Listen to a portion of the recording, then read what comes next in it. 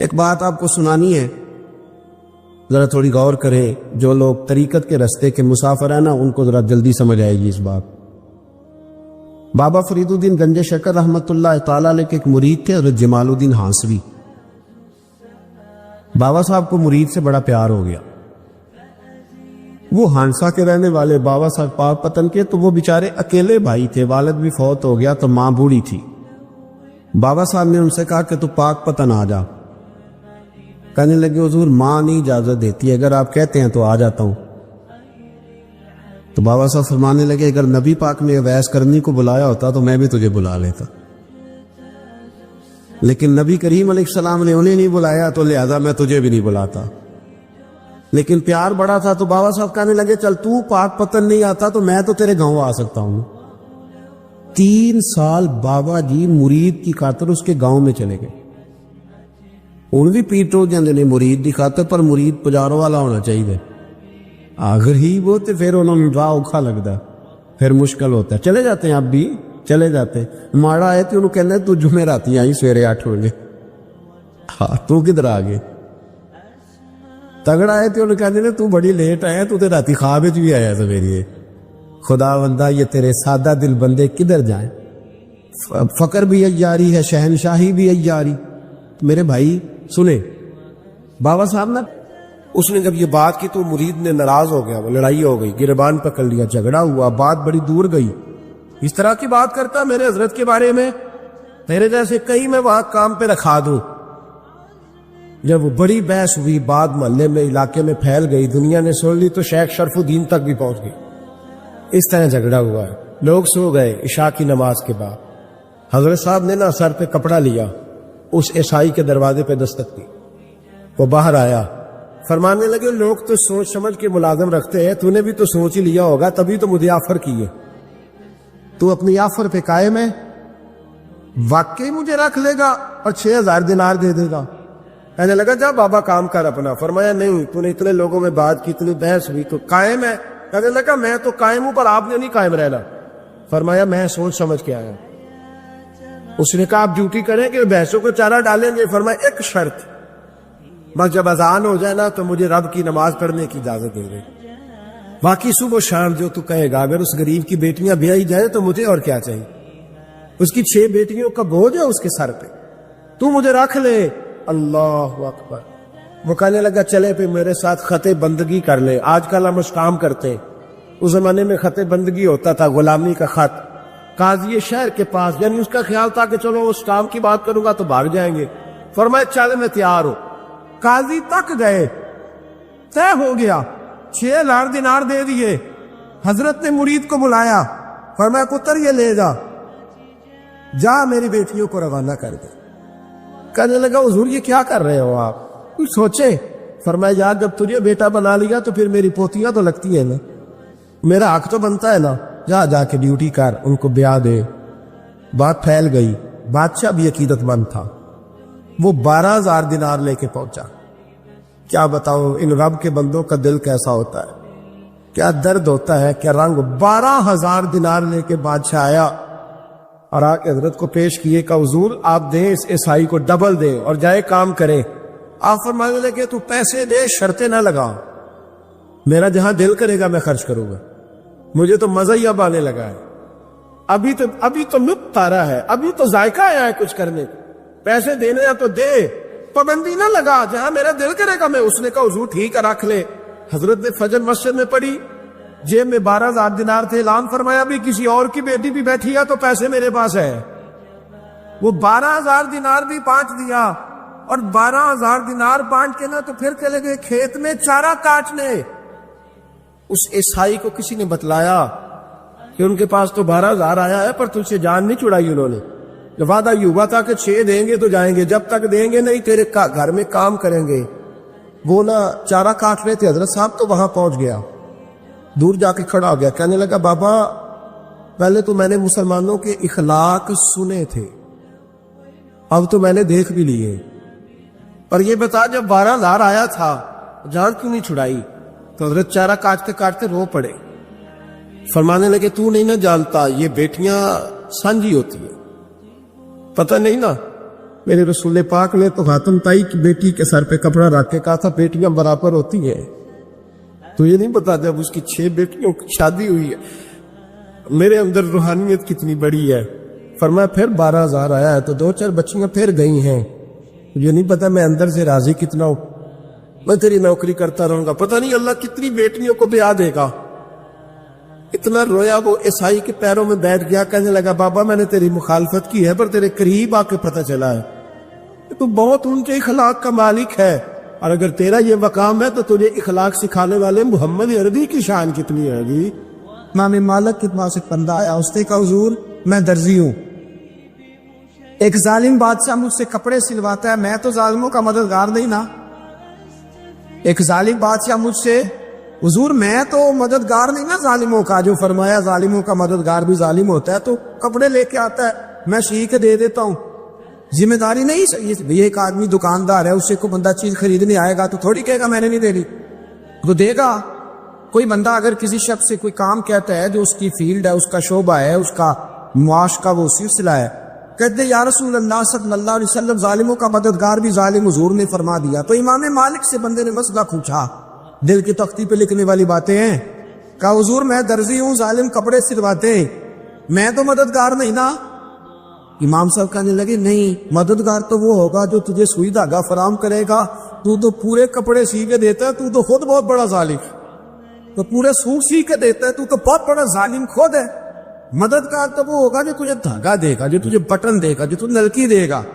جو ظالم سے اتنی نفرت ظلم کر کے بندہ ہے, یہاں تو ہمارے زمانے میں ہیرو بن جاتے ہیں لوگ. ظالم ہیرو ہے, لوگ اس سے ڈرتے پھرتے گھومتے پھرتے, اور بہت سارے کم مزاج لوگ اس کے پیچھے ہاتھ باندھ کے پھرتے. ظالموں کی مدد کرنا, ظالموں کے ساتھ رہنا, یہ ظلم ہے, ظلم, یہ زیادتی ہے. میرے نبی پاک صلی اللہ تعالی علیہ وآلہ وسلم نے ارشاد فرمایا, یاد رکھو رب فرماتا ہے میں مظلوم کی مدد ضرور کروں گا, چاہے جلدی کروں چاہے دیر سے کروں, میں مظلوم کی مدد. اور حضور صلی اللہ علیہ وسلم نے فرمایا ہے, حضرت معاذ بن جبل کہتے ہیں حضور نے مجھے یمن کا گورنر بنایا.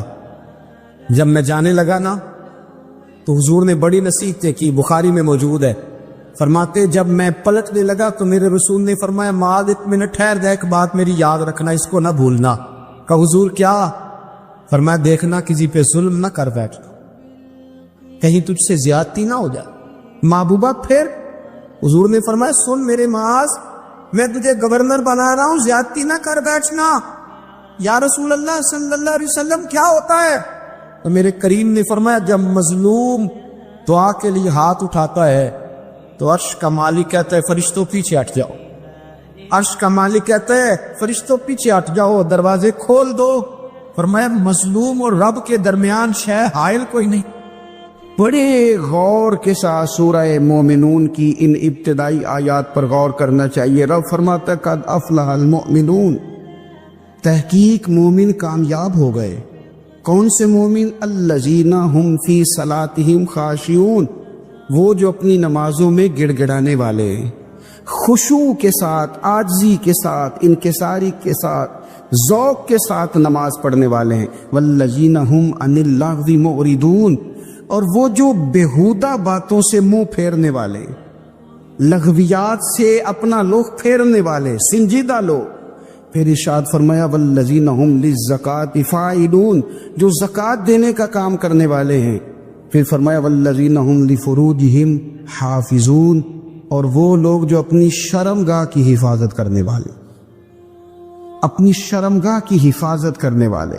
الا علی ازواجہم, مگر یہ کہ اپنی بیویوں پر, او ما ملکت ایمانہم, یا اپنی شرعی باندیوں پر. اس زمانے میں جو لونڈی خریدی جاتی تھی اس سے بھی وطی کرنا جائز تھا, اگرچہ اب لونڈیاں موجود نہیں ہیں تو یہ فعل بھی موجود نہیں, سوائے اپنی بیویوں پر یا شرعی باندیوں پر. فإنہم غیر ملومین, فرمایا جو یہ کام کرے اس پر کوئی ملامت نہیں ہے. اپنی بیوی کے پاس شرعی طریقے سے جائے یا باندی کے پاس جائے.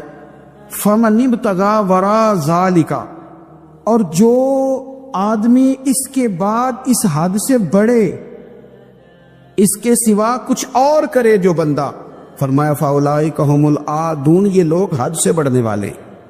جو لونڈیوں اور بالیوں کے علاوہ اپنی بیویوں کے علاوہ کسی اور جگہ گندگی کریں، یہ حد سے بڑھنے والے، حدوں کو کراس کرنے والے لوگ ہیں۔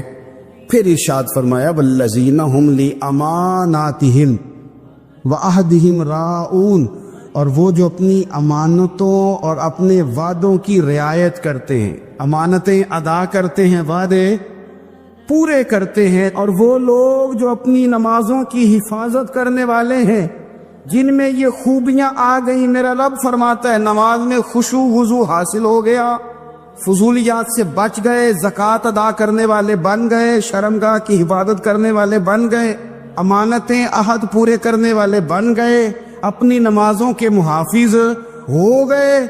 اللہ اکبر، قربان جائیں۔ مالک فرماتا ہے اولئک ھم الوارثون، یہی لوگ تو وارث ہیں۔ یا اللہ کس چیز کے؟ فرمایا الذین یرثون الفردوس، یہ لوگ جنت کے وارث ہیں، یہ جنت کے وارث ہیں یہ لوگ، ہم فیہا خالدون، اور فردوس سے، جنت سے نکالے نہیں جائیں گے، ہمیشہ ہی جنت میں رہیں گے۔ یہ آیات اللہ کا مطالبہ بھی ہے، یہ آیات صحابہ، اہل بیت، اولیاء اللہ، ان تمام کی سیرت کا عکس بھی ہے۔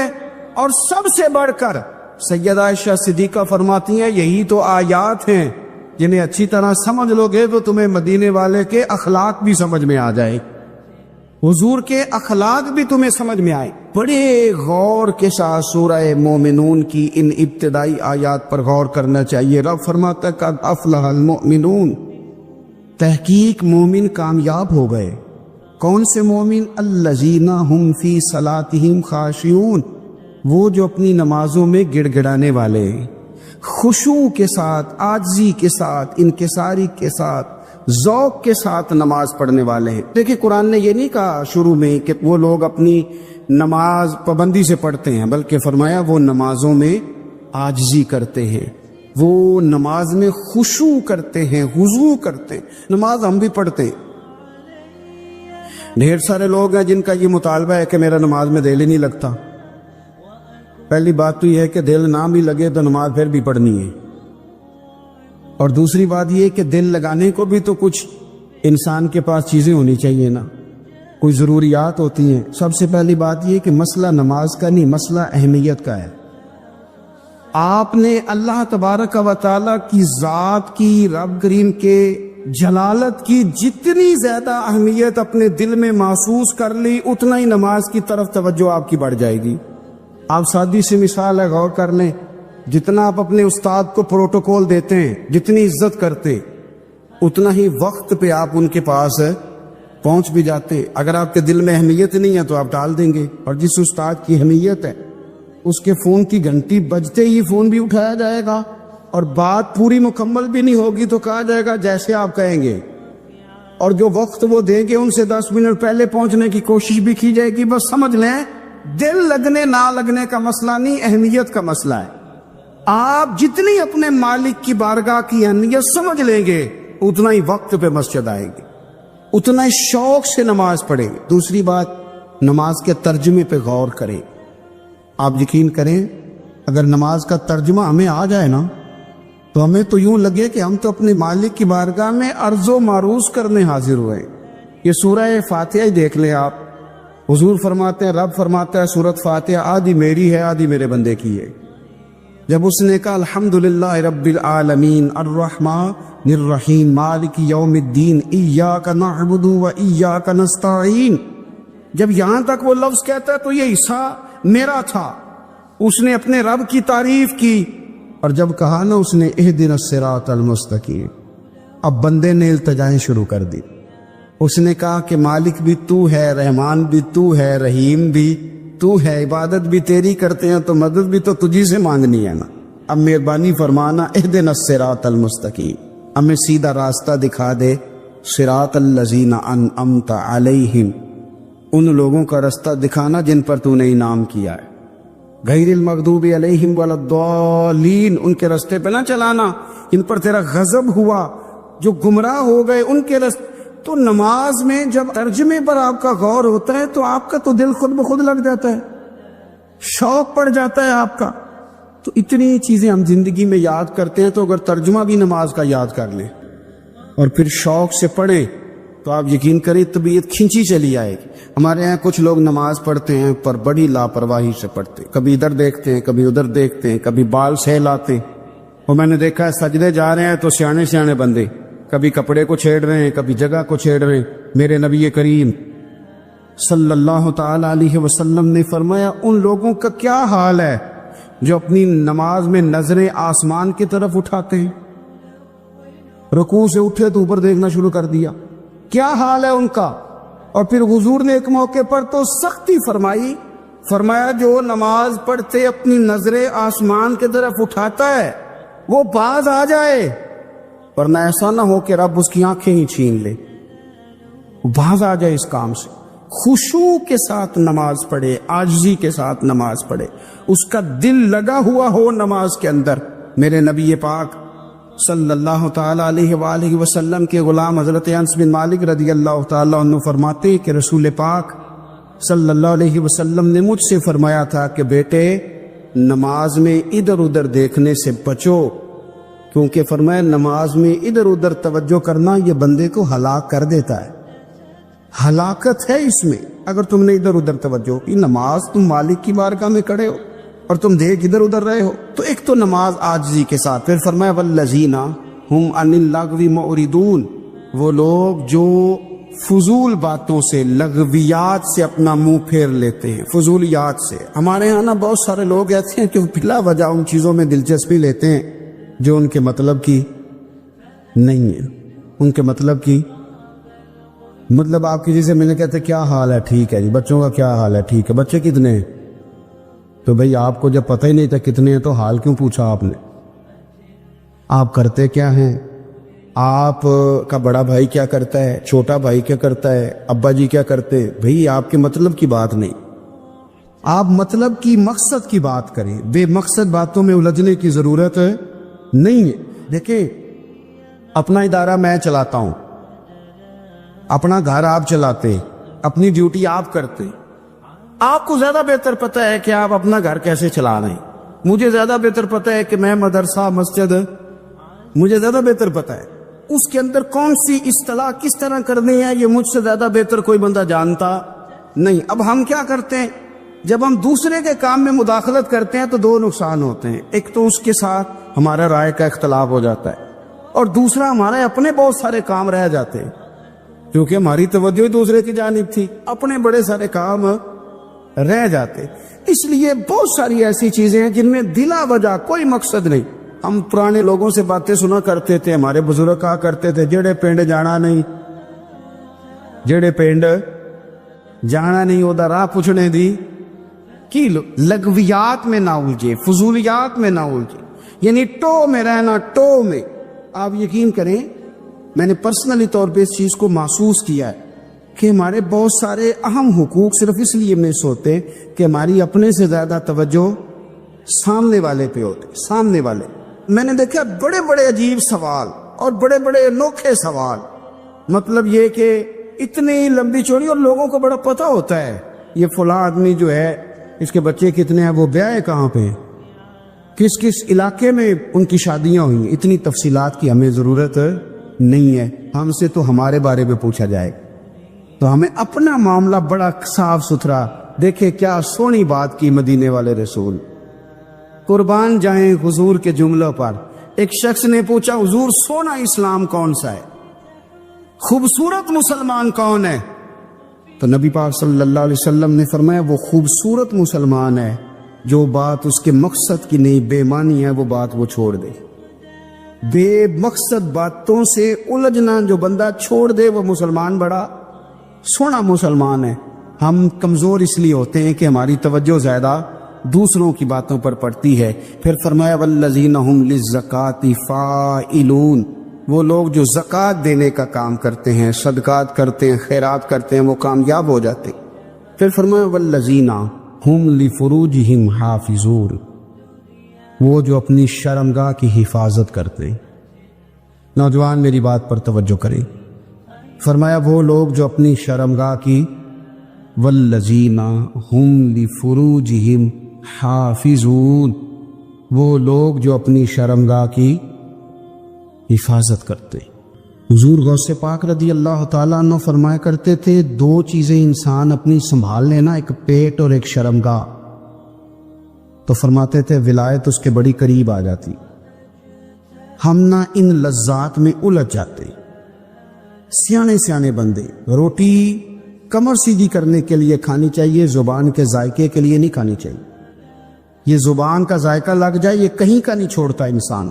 اپنی شرمگاہ کی جو لوگ حفاظت کر لیتے، کوئی بڑے سے بڑا گناہ کرنے سے بھی بندہ کافر نہیں ہوتا، بندہ کفر کرنے سے کافر ہوتا ہے. گناہ بڑے سے بڑا کرنے والا بھی گناہگار ہے، کافر نہیں. لیکن بعض گناہ ایسے ہیں جو جس وقت بندہ کر رہا ہوتا ہے اس وقت وہ مومن نہیں ہوتا. میرے نبی کریم صلی اللہ تعالی علیہ وسلم نے فرمایا جب کوئی شرابی شراب پیتا ہے اس وقت مومن نہیں ہوتا. جب کوئی چور چوری کرتا ہے تو اس وقت مومن نہیں ہوتا. اور جب کوئی زانی زنا کرتا ہے تو تب وہ مومن نہیں ہوتا. اتنی دیر کے لیے اس کے دل سے ایمان نکال لیا جاتا ہے. یہ جو ہمارے لڑکے بن سمر کے نکلتے ہیں، یہ جو میک اپ کا خرچہ لڑکیوں کے برابر لڑکوں کا ہوتا جا رہا ہے، یہ جو لڑکے بھی رات کو چہرے پر کریم لگا کر کے سوتے، یہ بتا سکتے ہیں کہ مقاصد کیا ہے؟ بتا سکتے ہیں؟ یعنی بچے بھی بغیر شیمپو کے بال نہیں دھوتے. مثلا کیا کرنا ہے آپ نے اس کا؟ بڑی بڑی قیمتی چیزیں جو ہیں وہ آپ نے رکھی ہوئی ہیں، مقصد کیا ہے؟ یہ جو ہمارے بچے بن سنور کے نکل رہے ہیں تو کیا دعوت دے رہے ہیں سوسائٹی کو؟ شارٹ نکرے پہن کے جو نکلے ہوئے، اریاں لباس پہن کے نکلے ہوئے. اقبال نے کہا تھا دیار مشرق حوث میں غلطاں، شباب اریاں شراب اسیاں، جسے بھی دیکھو غری کے اسیاں. ہم ایسی تہذیب کیا کریں گے؟ شباب اریاں، تم نے اپنی جوانی ننگی کر ڈالی ہے ساری معاذ اللہ. کن مقاصد کے لیے؟ میں وہ اعداد و شمار بتا نہیں سکتا. ہمارے ہاں گاند سستا ہو گیا ہے، لوگوں نے گناہ تک پہنچنا آسان بنا دیا ہے. آپ دیکھ لیں گندگی دروازے پہ اور گند موبائل میں. کیسے بچائیں ان بچوں کو؟ کیا کریں؟ کلیجے پھٹتے. ابھی باتیں سوچتے ہیں تو سوچتے ہیں آنے والی نسل کو کہاں لے جائیں، کہاں چھپائیں، کیا ایسا کرے کہ یہ بچ جائیں. خدا را قربان جائیں حضرت عثمان غنی پر. مصنف ابن ابی شیبہ میں صحابہ فرماتے حضرت عثمان غنی نا بڑے مالدار تھے. مال آتا ہے تو لوگ عیاش نہیں ہو جاتے، مال آتا ہے تو لوگوں کی خواہشات بہت بڑھ نہیں جاتی. بڑے مالدار تھے، مالدار بھی تھے اور سونے بھی بڑے تھے. حضرت اسامہ بن زید کہتے ہیں میں نے زندگی میں اتنا سونا بندہ نہیں دیکھا جتنے حضرت عثمان غنی خوبصورت تھے. پیسہ بھی حسن بھی، لیکن فرماتے ہیں کہ حضرت عثمان غنی سب سے بڑھ کر اپنی شرمگاہ کی حفاظت کرنے والے اور سب سے بڑھ کر صلہ رحمی کرنے والے، رشتہ داروں سے اچھا سلوک کرنے والے، حیا والے، شرم والے، پاکیزگی والے. آپ کا ذہن ہے، آپ صبح اٹھتے ہی ذہن بنا لیں کہ میں نے آج اتنا سبق پڑھنا ہے، آج اتنی تفسیر دیکھنی ہے، اتنی عبادت کرنی ہے، فلانی نعت میں نے دیکھنی ہے، فلاں خیر کا کام کرنا ہے، فلاں آدمی کے ساتھ نیکی کرنی ہے. صبح ذہن بنا لیں، آپ کا ذہن وہی کام کرنے لگے گا.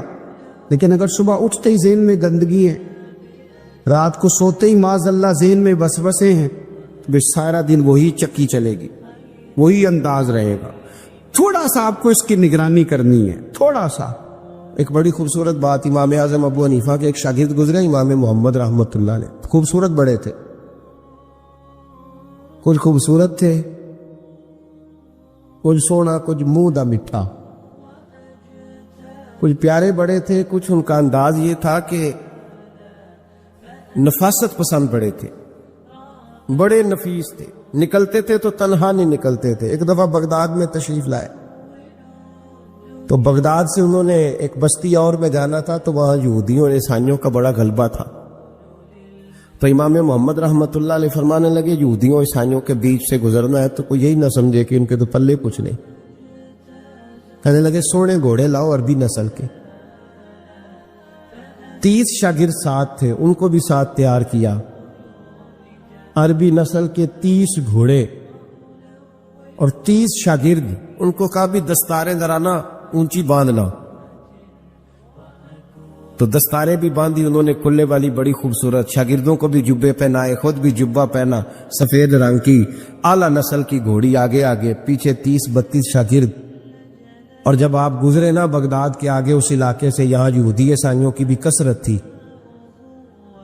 عورتوں کی عادت ہوتی تھی پرانے زمانے میں مہمان دیکھنے کے لیے چھتوں پہ چڑھ جاتی، کچھ اپنے دروازے پہ کھڑی ہو جاتی، کچھ دیکھتی کھڑکیوں میں سے کہ گزر رہا ہے کوئی مہمان، تو یہودیوں کی عیسائیوں کی بہت ساری عورتیں چھتوں پہ چڑھ گئیں۔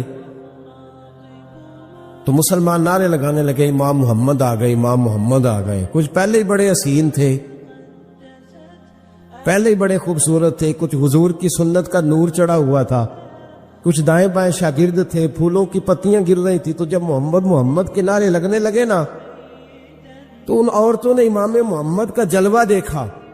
تو دیکھا دیکھی کام کیا شروع ہوا، ایک نے دیکھا تو اتنی محو ہوئی کہ اس نے کلمہ پڑھنا شروع کر دیے۔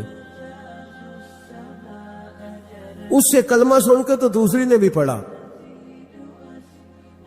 تیسری نے بھی پڑھا، چوتھی نے بھی پڑھا، بیبیاں بلند آواز سے مسلمان ہونے لگی۔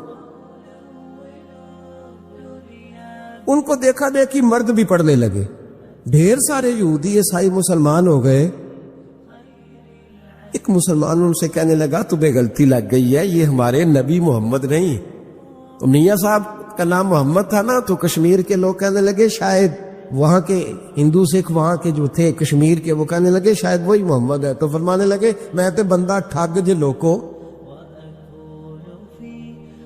میں تے بندہ چور، جس دا خلقت کلمہ پڑھ دی او محمد غور، میں تے بندہ ٹھگ جے لوکو، میں تے بندہ چور، جس دا خلقت کلمہ پڑھ دی او محمد ہور۔ تو امام محمد رحمت اللہ علیہ کو نعرہ لگ رہا تھا، تو ایک بندہ کہنے لگا یہ وہ والے محمد نہیں، یہ ہمارے نبی پاک صلی اللہ علیہ وسلم محمد صلی اللہ علیہ وسلم نہیں، یہ وہ نہیں، یہ تو ہمارے ایک امام ہے امام محمد، وہ والے نہیں۔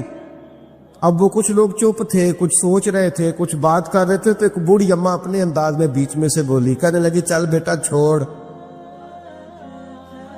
ہمیں پڑھنے دے کلمہ۔ اگر مسلمانوں کے چھوٹے سے محمد کا یہ حال ہے تو بڑے محمد کا کیا حال؟ پڑھنے دے ہمیں کلمہ، یہ حال ہے ان کے غلاموں کا تو سرکار کا عالم کیا ہو۔ تو امام محمد کی چال نکلی، بتانا یہ چاہ رہا تھا کہ امام محمد رحمت اللہ علیہ سے ایک بندے نے ایک دفعہ مسئلہ پوچھا۔ اس نے کہا حضرت صاحب میں گیا تھا منڈی، وہاں سے لایا ہوں ایک ٹوکری آم کی اور ایک ٹوکری سیب کی، ہمارے یہاں کا کریٹ کہتے ہیں اس کو، تو میں وہ لے کے آیا ہوں۔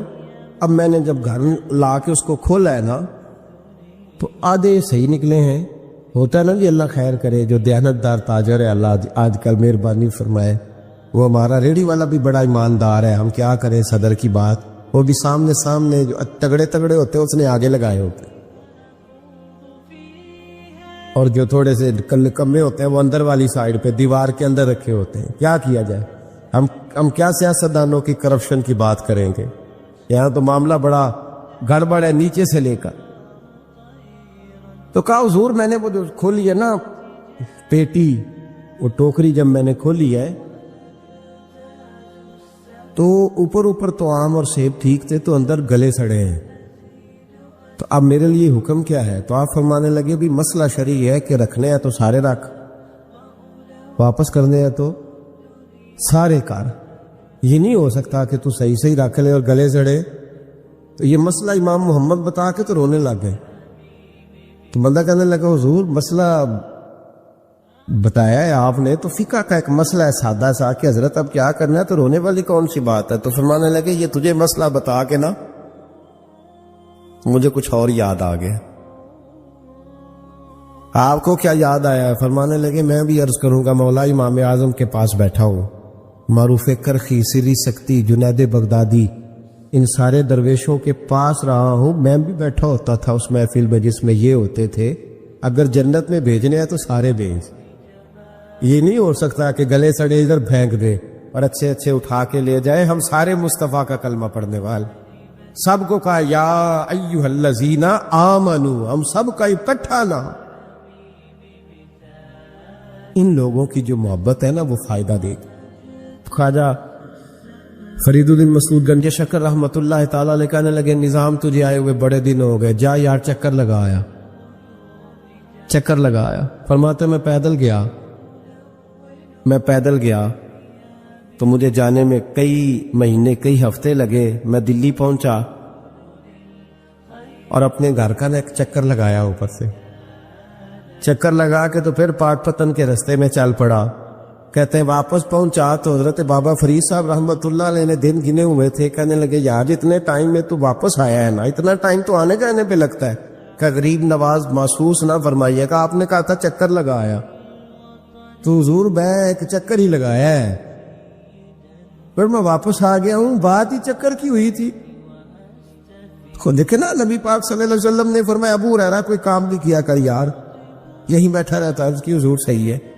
اٹھے، سامنے ایک ستون تھا، اس کے پیچھے سے ہو کے نا واپس آ گئے. تو حضور نے فرمایا گئے نہیں. کہ حضور نے آپ نے فرمایا تھا جایا آیا کر. گیا ہوں پر میرا دل ہی نہیں لگا.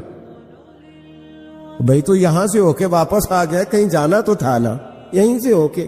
تو ان لوگوں کے صالحین کی محبت کے راستے میں کوئی چیز رکاوٹ نہیں بنی. ہمارے ہاں چیزیں رکاوٹ بنتی ہیں، اپنے اولیاء اللہ سے، صوفیاء سے، بزرگان دین سے، رب کریم کے بندوں سے، داتا علی اجمیری سے، خواجہ اجمیری سے، ان لوگوں سے پیار کریں. صالحین کی محبت دلوں میں پیدا کریں، صحابہ کا پیار دلوں میں پیدا کریں، اہل بیت نبوت کا پیار دلوں میں پیدا کریں. یار یہ حدیث جو ہے نا، یہ امید کی کرن ہے، یہ روشنی کا مینار ہے کہ میرے نبی پاک نے فرمایا جو جس سے پیار کرے گا قیامت میں اسی کے ساتھ رکھا جائے گا. یہ صحیح بخاری کی حدیث ہے، المرء مع من احبا. اور یہ جو مع ہے نا، اس کا معنی ہے ساتھ رہنا. ہاں، مع اللہ، مع یعنی بما، یعنی اس کے ساتھ. المرء مع من احبا، جو جس سے محبت کرے گا قیامت میں اسی کے اس کی معیت میں رکھا جائے. لیکن ہمارے یہاں نا کرامتے، میرے جیسا شخص جب بھی کرامت سناتا کہتا میرے حضرت صاحب کا مجھ سے بڑا پیار. بھائی وہ تو پیار کریں گے ہی، وہ تو برکھا ہے، وہ تو رحمت کا سایہ ہے، وہ تو سائبان ہے، تو بازو کھلے ہوئے ہیں. تو بتا تیرے اپنے دل کا حال کیا ہے. حضرت حرم بن حیان رحمت اللہ تعالی علیہ فرماتے میں حضرت اویس کرنی کو ڈھونڈنے چل پڑا. ڈھونڈنے بھی اسے نکلا جسے کسی نے نہیں ڈھونڈا اور جو کبھی کسی کو نہیں ملے. حضرت اویس کرنی، یہ فکرہ کسی درویش نے نا حضرت اویس کرنی کے لیے کہا. یہ فکرہ پورا فیٹونی پہ آتا ہے، اسی کسے دے کچھ نہیں جلگ دے تے نہ کوئی ساڈا دردی، کوئی جرانہ نہیں، کوئی دوستانہ نہیں. حضرت اویس کرنی کا مزار بھی کنفرم نہیں کہ کدھر ہے. بس اسی کسے دے کچھ نہیں لگ دے. کیا ضرورت ہے، بس ٹھیک ہے. اپنا جو ہے انداز سارے زمانے سے علیحدہ کر کے رکھا انہوں نے، علیحدہ، الگ تھلگ. تو حضرت خواجہ اویس کرنی کو ڈھونڈتے ڈھونڈتے کہتے ہیں میں گیا، کرن گیا. حرم بھی نہیں، یہ داتا صاحب نے اس کو لکھا ہے. فرماتے میں گیا تو مجھے لوگوں نے کہا وہ تو حج کرنے چلے گئے. کہتے جب میں مکے گیا تو میں نے لوگوں سے پوچھا اویس کرنی آئے تھے؟ کہنے لگے ہم تو نہیں جانتے. یہ تو میرے جیسے لوگ ہوتے ہیں نا، جن کی تصویریں زیادہ نکلتی ہیں تو جن کی ویڈیو زیادہ ہوتی ہے تو لوگ زیادہ جاننے لگتے ہیں، ورنہ رب کریم کے بندے تو چھپے ہوئے، چکر میں پڑے ہی نہیں. کون اویس کرنی؟ تو انہوں نے کہا کہ حضرت اویس کرنی، چہرے پر برس کے داغ ہیں، کمزور سا وجود ہے، داڑھی زیادہ گھنی نہیں. جب حالات بتائے تو کہنے لگے اس طرح کا ایک شخص آیا تھا، اس نے طواف کیا تھا. پہلے بھی دنیا کرتی ہے پر جب اس نے کیا ہے نا تو اس کے طواف نے وہ خود بھی رویا ہے اور بھی بڑے روئے ہیں. وہ جب حجر اسود پہ آیا ہے تو رنگ بدلتا دیکھا ہے. کہا وہ کدھر گئے؟ کہنے لگے پورا نہیں پتا، اتنا ضرور خبر ہے کہ ان کے انداز بتاتے تھے کہ اب مدینے جائیں گے. جناب حرم بن حیان کہتے ہیں پھر میں مدینے گیا، میں نے خواجہ اویس کو ڈھونڈا. میں نے کہا یار میں نے حضرت خواجہ اویس کرنی کو ملنا ہے، کسی نے بتایا ہے کہ وہ مدینہ شریف آئے. تو لوگ کہنے لگے ہم نہیں جانتے وہ کون ہے. لیکن نا دنیا جان گئی، دنیا میں بڑا کچھ ہو گیا، بائی نیم لوگ جاننے لگے، ہوٹلوں پہ پہچاننے لگے، سڑکوں پہ پہچاننے لگے. لیکن بات تو یہ ہے کہ جن کو پہچاننا چاہیے اگر وہ پہچان لیں پھر تو بڑی بات ہے، پھر تو بڑی بات ہے. لیکن اگر وہاں ہی پہچان نہ ہو سکے تو پھر تو معاملہ بڑا الگ سا ہے نا.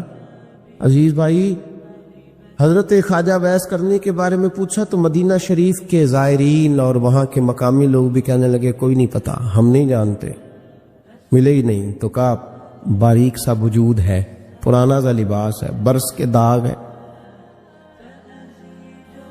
چہرے پہ داڑھی زیادہ گھنی نہیں، کسی کو پاس نہیں بٹھاتے. اور پھر ایک جملہ اور کہا، سنا ہے روتے ہیں تو بڑے درد سے روتے ہیں، سنا ہے بھیگی رہتی ہیں پلکیں، سنا ہے ان کی پلکیں بھیگی رہتی ہیں. میں 2-4 دن پہلے کسی سے سن رہا تھا شعر، اس نے کہا تھا ایک واری میری آنکھیاں تو انہوں نے اتھرو پونجے سن، ہن چسکا پہ گیا رونے دا، ہر ویلے یا ہوزاری ہے. کہتے ہیں کہ وہ اس طرح کی اس کی کیفیت ہے. کہتے ہیں میں نے کہا یار وہی تو ویس کرنی تھے، کدھر گئے؟ کہنے لگے کوئی خبر نہیں. جب وہ آئے ہیں تو ان کے آنے کا انداز ہی نرالا تھا، سسکیاں اور آہیں نکل گئیں اس شخص کی جب وہ مدینے آیا. حضرت حرم بن حیان کہتے ہیں میں ڈھونڈتا رہا، تلاش کرتا رہا، پھر میں ان کو ڈھونڈتے ڈھونڈتے عراق میں آیا تو نہر فرات کے کنارے ایک کمزور سے آدمی کو ریت کے ٹیلے پر بیٹھ کے وضو کرتے دیکھا. کہتے ہیں جب ان کا وضو مکمل ہوا تو میں نے کہا السلام علیکم، تو کہتے انہوں نے چہرہ نہیں پھیرا، وہیں بیٹھے بیٹھے کہنے لگے وعلیکم السلام یا حرم بن حیان، یا حرم بن حیان وعلیکم السلام. کہتے میں نے کہا کہ من انت، آپ کون ہے؟ تو کہنے لگے وہی ہوں جسے تم مکے اور مدینے ڈھونڈتا رہا. تو کہتے میں نے کہا حضور آپ میرا نام کیسے جانتے ہیں؟ بڑا خوبصورت جملہ ہے، اللہ کرے آپ کو جی یاد رہے، سبق کبھی نہ بھولنا، یہ سبق کبھی نہ بھول. بابا صاحب کے مزار پہ گئے تو خالی آ گئے، داتا صاحب گئے تو خالی، ایسے ہی چلے گئے. ہم فارغ لوگ تھے، کوئی کام نہیں تھا کہ بابا فرید کی گلیوں میں گھومتے رہے. ہم فارغ تھے کہ 2 بجے حضرت سلطان باہو رحمت اللہ علیہ کی جالیوں کے سامنے کھڑے رہے. ہم کو پتھر چاٹنے والے لوگ تھے کہ آدھی آدھی رات بیت گئی اور ہم بزرگان کرما والا شریف کھڑے رہے. یہ کیسے ہو گیا کہ محدث اعظم کے مزار پہ کھڑے رہے؟ ایسے ہی کوئی بات تھی؟ حضرت ویسے کرنی بول کر فرمانے لگے، کہنے لگے کیا کہا تو نے کہ میں تجھے کیسے جانتا ہوں؟ فرمانے لگے تو مجھ سے پیار کرتا ہے. عارف تو روحی من روحی کا، میری روح تیری روح کی جاننے والی ہے. یہ روحوں کا رشتہ ہے، یہ خطا نہیں جایا کرتا. عارف تو روحی من روحی کا، میری روح تیری روح کو جانتی ہے. یہ کیسے ہو گیا؟ کوئی ایسے لوگ تھے تو اتنی جگہ مجھے تلاش کر آیا اور میں تجھے جانوں نہ؟ یہ کیسے ہو سکتا ہے؟ یہ کیسے ممکن ہے؟ تو ڈھونڈتا رہا گلی گلی اور میں کہوں کہ میں تجھے جانتا نہیں؟ فرمایا حرم بن حیان میں، ہاں میں دعا کرتا ہوں اللہ کی بارگاہ میں کہ رب کریم مجھے اور تجھے جنت میں اکٹھا کر دے. کہتے ہیں جب انہوں نے یہ دعا کی تو وہ چل پڑے. میں نے کہا حضور کہاں جا رہے ہو؟ فرمانے لگے میرا پیچھا نہ کرنا، میں کسی اور منزل کا مسافر ہوں، اور جس رستے میں چل رہا ہوں نا ان منزلوں پہ ساتھ نہیں کسی کو لیا جاتا. یہ میری اپنی ذاتی منزل ہے، اس میں پاؤں پہ چھالے ذرا سخت ہوتے ہیں. ہر آدمی کا کام نہیں یہاں چلنا، تو مجھے تنہا رہنے دے اور مجھے اپنی مرضی سے چلنے دے. کہتے میں نے منت کی تو کہنے لگے بس تو نے جد و جہد بڑی کی تھی تو تیرے ساتھ ملاقات کر لی، تجھے پہچان لیا، تیرے ساتھ بات کر لی، ورنہ میں کہہ چکا ہوں اسی کسے دے کچھ نہیں لگ دے. اسی لیے میں نے حضرت غالباً امام شورانی رحمت اللہ علیہ کے حوالے سے پڑھا ہے کہ قیامت کے دن جب حضرت ویسے کرنی جنت میں جائیں گے تو ممکن ہے اس وقت بھی لوگوں کو دیدار نہ کرایا جائے، بلکہ امام شورانی کہتے ہیں اللہ 70,000 فرشتے ان کی شکل کے پیدا فرمائے گا اور ان کے جھرمٹ کے اندر چھپا کے انہیں جنت میں داخل کرے گا. ملاقات کس سے ہوگی؟ صرف انہی سے ہوگی جن کے لیے انہوں نے زندگی گزار دی. یا خدا سے ملیں گے یا مصطفیٰ کریم سے ملیں گے. یہ بھی لوگ تو محبت کریں. صالحین کا پیار، نیک لوگوں کی محبت، صالحین کی محبت رستہ آسان کرتی. کوئی شک نہیں کہ زمانے میں سارے لوگ اچھے نہیں ہوتے، برے لوگ بھی آئے ہیں مارکیٹ میں، ہوتے ہیں. ہم لوگ الجھ گئے ہیں، بہت بڑے قیدی ہیں اپنے آپ کے، بڑے قیدی ہیں. سارا دن اپنی خواہشات کی تکمیل میں بھاگے رہتے. بڑے بڑے سونے نوجوان، میں ان پہ تنقید نہیں کرتا، مجھے ان پہ ترس آتا ہے. جب میں رات کے اندھیروں میں انہیں ٹیلی فون لے کے چوکوں میں کھڑے دیکھتا ہوں تو مجھے رحم آتا ہے. میں کہتا ہوں دیکھو نفس کی خواہش کے پیچھے یہ کیا مثلاً آخر کیا ہے اس میں؟ ایک عورت کے پیچھے تباہ کر لیا اپنے آپ کو. یعنی زیادہ سے یہ کوئی مقصود ہے؟ یہ کوئی مقصد حیات ہے جس کو مقصد بنا لیا؟ میرے عزیز بات کو سمجھ لے. اتنا خوبصورت آدمی ہے اور اتنا اس کا اونچا قد کاٹ ہے، اور کیا کس کے پیچھے یہ بھاگا ہوا ہے؟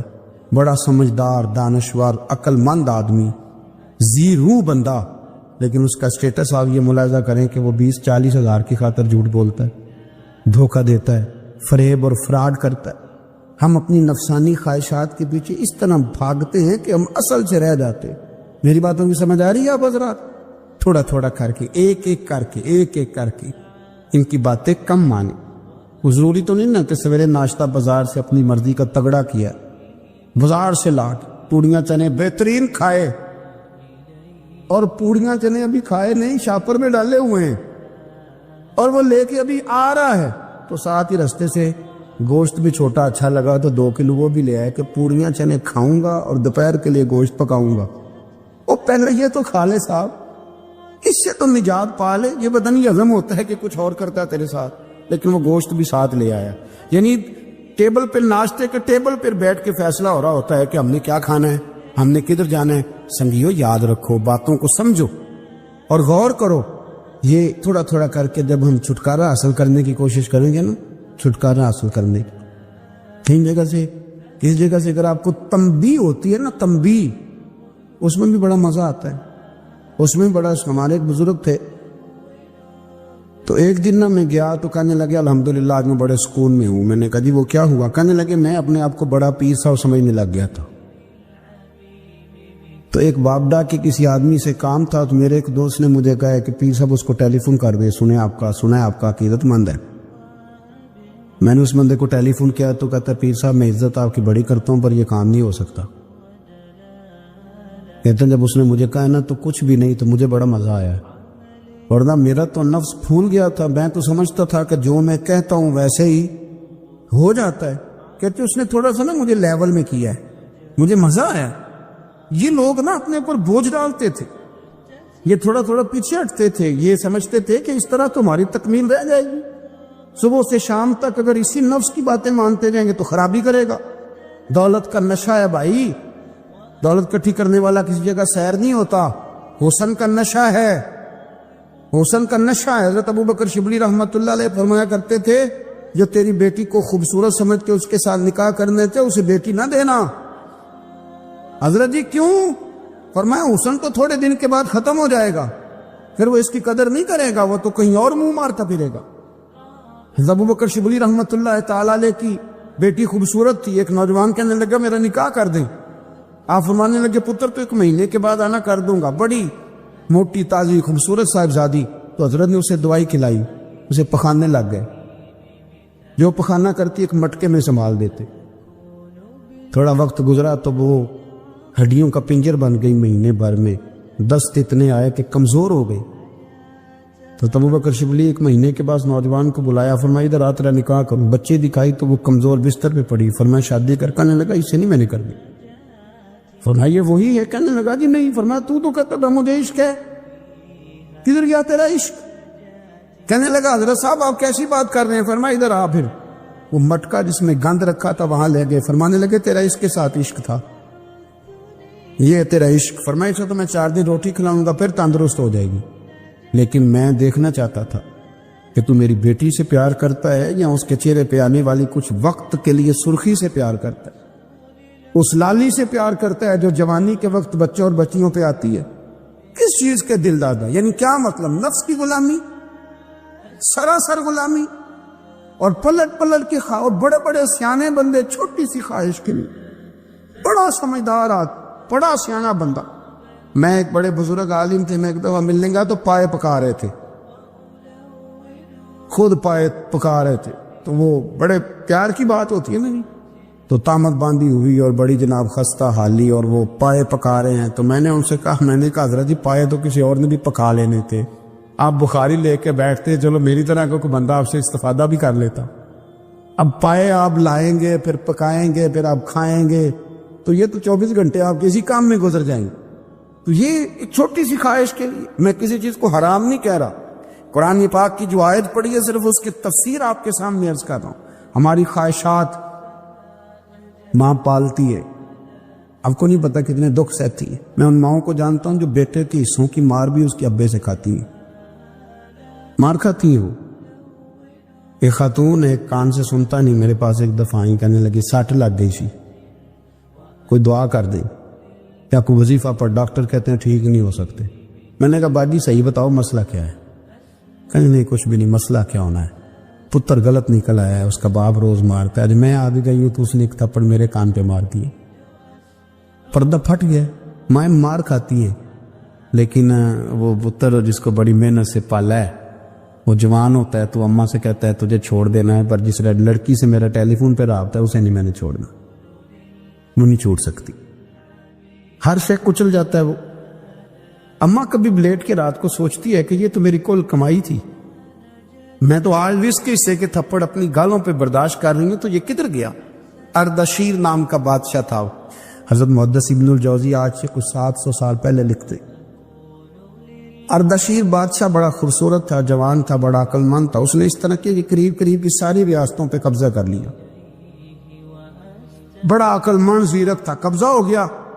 ایک بادشاہ بڑا سخت تھا، اس کے ساتھ جب پنجہ آزمائی ہوئی تو اردشیر کہتا ہے اس پہ میرا قبضہ نہیں ہو رہا تھا، اور جب ہم نے ساری ریاستوں نے مل کے اس پر حملہ کیا تو ایک قلعے کے اندر قلعہ بند ہو گیا. اردشیر بڑا خوبصورت آدمی تھا، بڑا سمجھدار تھا، تو وہ بادشاہ قلعہ بند ہو گیا، اس نے کہا نکلنا ہی نہیں. اب وہ اندر بند ہے، یک بارگی حملہ کیا تو وہ بڑا قلعہ تھا اس میں بند ہو گیا. اس بادشاہ کی نا جس پر حملہ کیا، اس کی بیٹی اچانک ایک دن قلعے کی دیوار پہ چڑھی تو اردشیر کے حسن و جمال کو دیکھا تو عاشق ہو گئی، اور اپنے ہی باپ کے خلاف اسے کہنے لگی کہ اگر تو میرے ساتھ شادی کا وعدہ کرے نا تو میں تجھے رستہ بتاتی ہوں حملہ کرنے کا. اس نے کہا میرا وعدہ رہا، تو رستہ بتا. اس نے رستہ بتایا اس لڑکی نے، اور بادشاہ نے حملہ کیا تو اس کا باپ قتل کیا، اس علاقے پہ قبضہ کیا شادی کے وعدے پر. ہاں نفسانی خواہش بندے کو اندھا کر دیتی، نہیں سمجھ آتی اس کو میں کدھر جانا، اندھا کر دیتی. حملہ کیا، اور جب اس لڑکی کو لے کے آیا نا اپنے محل میں، تو پہلے دن شادی کی پہلی رات تھی، تو بستر بچھایا کنیز نے، تو وہ کبھی کروٹ ادھر بدلتی کبھی ادھر بدلتی. تو بادشاہ کہنے لگا کیا ہے؟ کہنے لگی بستر میں کچھ ہے، مجھے تکلیف دے رہی. اس نے چراغ جلائے اور جب بستر اٹھایا تو ایک اتنا سا دھاگا نکلا. دھاگے سے عموماً تکلیف نہیں ہوتی. تو اس نے کہا تو اتنی نرم و نازک ہے کہ دھاگا؟ کہنے لگی میرا باپ نا میرے ساتھ اتنا پیار کرتا تھا کہ روز میرا بستر بھی خود بچھاتا تھا، اور اس نے آلہ رکھا ہوا تھا، وہ ناپتا تھا کہ کوئی پایا اونچا نیچا تو نہیں، میری بیٹی کا بیلنس سوتے وقت خراب نہ ہو جائے. اور میرے لیے گوشت اور کپڑے بھی خود پسند کر کے لاتا تھا، کھانے پینے کا خود خیال کرتا تھا. اردشیر کہنے لگا اچھا وہ اتنا پیار کرتا تھا، اور پھر تو نے اس کے ساتھ کیا کیا؟ کہنے لگا بلاؤ کنیزوں کو بلایا، فرمایا اس کو اٹھاؤ اور جلاد کے پاس لے جاؤ، اسے کہو کہ اس کے بال ایک گھوڑے کے ساتھ باندھے، پیر دوسرے گھوڑے کے ساتھ باندھے، اور ایک گھوڑا ادھر بھگا دے. کدھر بھگا دے؟ یہ جس کے باپ نے اتنا پیار کیا، یہ نفس کی اتنی غلام ہے کہ اس کی وفادار نہیں رہی تو میری وفادار کیسے بنے؟ اس نے اتنے نازوں سے پالا کہ دھاگا اسے برداشت نہیں. او یارو، یاد رکھو اگر نفس کی غلامی کرو اور بڑے بڑے وفاداروں کو چھوڑ کے غلامی کرو تو پھر کہو وفادار مل جائیں. کوئی بول لڑا نہ بول بیٹھی ہوں دے خصم ناراض بڑ بولیاں دے کہاں سر کھائے تے بول بول ٹھنڈ پائے. بڑے فرق نہیں سجنا بولیاں دے جڑیاں خصماں دی وچ رضا وسن بھاگ جاگ جاندے انہاں گولیاں دے.